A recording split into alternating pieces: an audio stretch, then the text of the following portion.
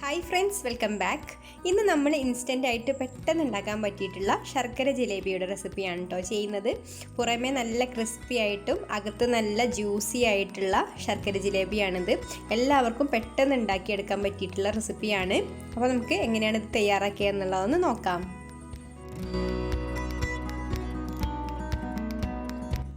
അപ്പോൾ ഈ ശർക്കര ജിലേബിക്കുള്ള മാവ് നമുക്കൊരു 2 മിനിറ്റ് കൊണ്ട് തന്നെ മിക്സ് ചെയ്തെടുക്കാം. അത്ര വലിയൊരു പണിയുള്ള കാര്യമൊന്നുമല്ല.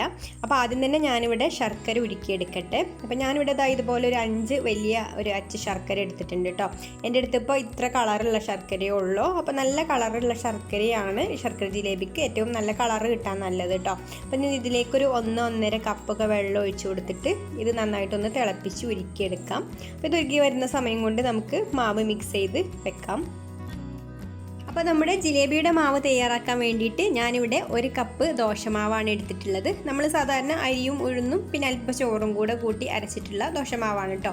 ഇത് ഞാൻ തലേ ദിവസം ഫ്രിഡ്ജിൽ വെച്ചതായിരുന്നു. ബാക്കിയുള്ളത് പിറ്റേ ദിവസമാണ് കേട്ടോ എടുക്കുന്നത്. അപ്പോൾ നിങ്ങളുടെ അടുത്ത് എത്രയാണോ ദോശമാവ് ബാക്കിയുള്ളത് അതെടുത്താൽ മതി.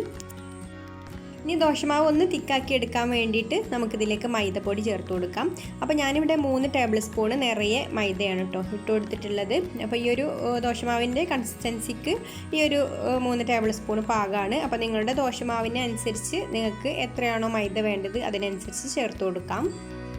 ഇനി നമുക്കിതിലേക്ക് ഒരു നുള്ള ബേക്കിംഗ് സോഡയും കൂടെ ചേർത്ത് കൊടുത്തിട്ട് ഇത് നന്നായിട്ടൊന്ന് മിക്സ് ചെയ്തെടുക്കുക.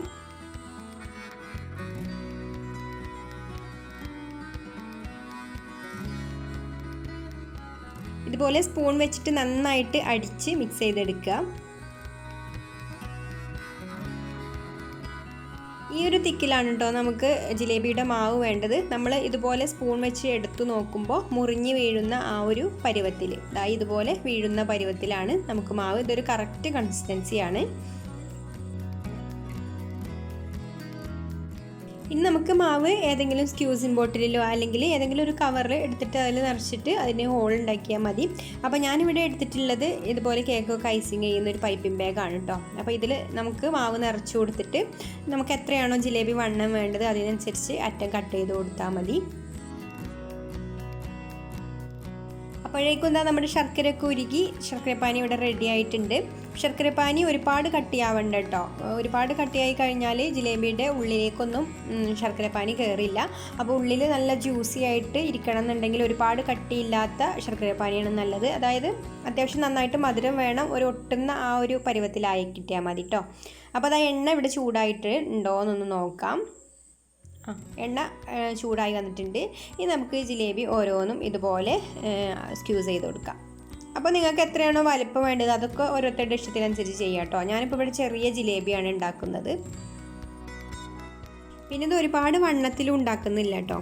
അപ്പോൾ ചില ശർക്കര ജിലേബി കണ്ടിട്ടില്ലേ, നമ്മൾ റോഡ് സൈഡിലൊക്കെ നല്ല വണ്ണത്തിലുള്ള ജിലേബി ആയിരിക്കും. പക്ഷേ അത് ആ ചൂടോട് കൂടിയ നല്ല ക്രിസ്പി ആയിട്ടുണ്ടാവുള്ളൂ. തണുത്ത് കഴിഞ്ഞാൽ അത് ഒട്ടും ക്രിസ്പി ആയിട്ടുണ്ടാവില്ല. അപ്പോൾ ഈ ഒരു ജിലേബി തണുത്ത് കഴിഞ്ഞാൽ നല്ല ക്രിസ്പി ആയിട്ട് തന്നെ ഇരിക്കും കേട്ടോ, നല്ല വണ്ണം കുറച്ചിട്ട് ഉണ്ടാക്കുകയാണെങ്കിൽ. അപ്പോൾ ജിലേബി പൊങ്ങി വന്നു കഴിഞ്ഞാൽ ഒന്ന് മറിച്ചിട്ട് കൊടുക്കുക. അപ്പോൾ നല്ല ചൂടിലാണെങ്കിൽ ഇത് പെട്ടെന്ന് തന്നെ റെഡി ആവും കേട്ടോ. ഇപ്പോൾ നമ്മുടെ ജിലേബി ഇവിടെ നല്ല ക്രിസ്പിയായി വന്നിട്ടുണ്ട്. ഇനി നമുക്കിത് കോരിയെടുത്തിട്ട് നേരെ ഈ ചൂടോട് കൂടി തന്നെ നമുക്ക് ശർക്കരപ്പാനിയിലേക്ക് ഇട്ട് കൊടുക്കാം.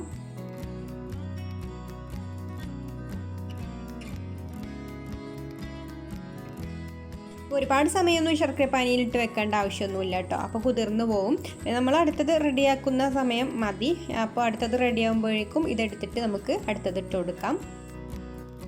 ഇപ്പോൾ എണ്ണ നന്നായിട്ട് ചൂടായി വന്നിട്ടുണ്ട് കേട്ടോ. നേരത്തേക്കായും നന്നായിട്ട് ചൂടായി വന്നിട്ടുണ്ട്. അതുകൊണ്ട് തന്നെ പെട്ടെന്ന് പൊങ്ങി വന്ന് പെട്ടെന്ന് ഇത് റെഡിയായി കിട്ടും. ഇനി ഇതൊന്ന് മറിച്ചിട്ട് കൊടുത്തിട്ട് നമുക്ക് 2 സൈഡും നല്ലൊരു ക്രിസ്പിയാക്കി എടുത്തിട്ട് കോരിയെടുത്ത് ശർക്കരപ്പാനിയിലേക്ക് ഇട്ട് കൊടുക്കാം.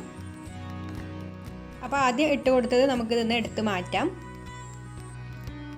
അപ്പോൾ അതാ ജിലേബി നല്ലൊരു ഗോൾഡൻ കളറായി വന്നിട്ടുണ്ട്. ഇനി നമുക്കിത് എടുത്തിട്ട് നേരെ ശർക്കരപ്പാനിയിലേക്ക് ഇട്ട് കൊടുക്കാം.